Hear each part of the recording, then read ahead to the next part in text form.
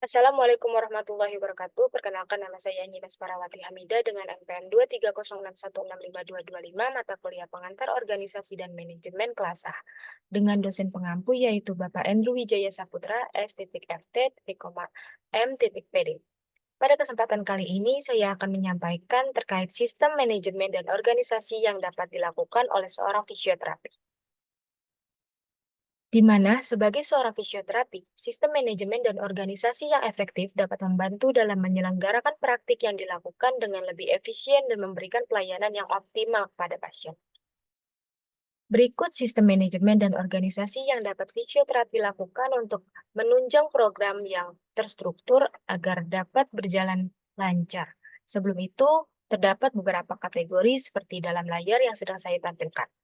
Yang pertama ada tentang manajemen klinik fisioterapi, yang kedua ada tentang manajemen diri, yang ketiga ada tentang manajemen organisasi profesi, dan yang terakhir ada tentang manajemen software dan aplikasi pada pasien. Kita bahas lebih dalam per kategori dimulai dengan yang pertama yaitu manajemen klinik dan fisioterapi. Terbagi menjadi 5 poin. Yang pertama ada sistem penjadwalan pasien yaitu gunakan software atau aplikasi untuk menjadwalkan janji temu pasien, mengatur waktu terapi, dan mengelola alur kerja.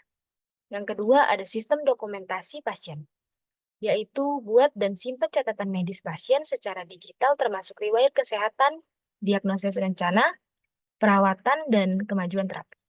Lanjut yang ketiga, sistem penagihan dan pembayaran, yaitu terapkan sistem pembayaran yang mudah dan efisien untuk pasien, seperti pembayaran online atau melalui kartu kredit.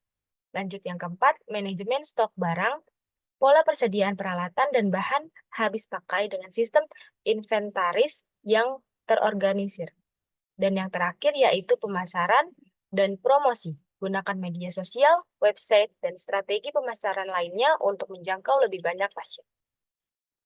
Kategori kedua yaitu manajemen diri terdiri dari 5 poin, sama seperti kategori sebelumnya. Poin pertama, penjadwalan waktu yaitu buat jadwal waktu kerja yang terstruktur dan seimbang antara waktu terapi pasien, tugas administratif, dan pengembangan diri.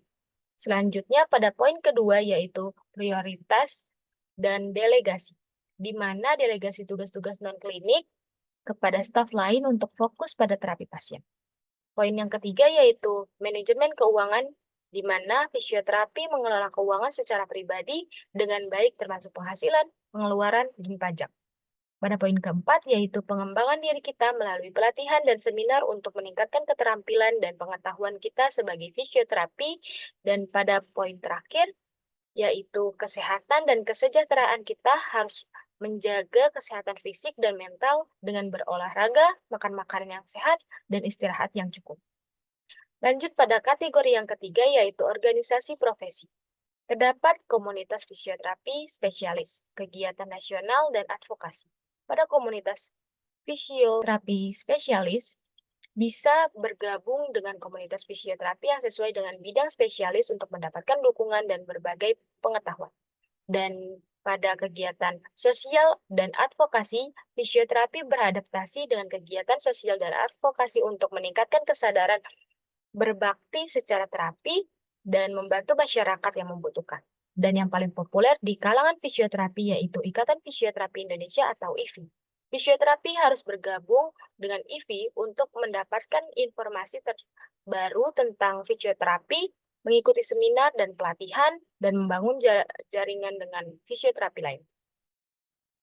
Pada kategori terakhir yaitu software dan aplikasi, terdapat 3 poin. Yang pertama, software manajemen klinik fisioterapi. Sebenarnya ada banyak software yang tersedia untuk membantu fisioterapi mengelola kliniknya, seperti Clinicware, PT Minder, dan Fisioterapi.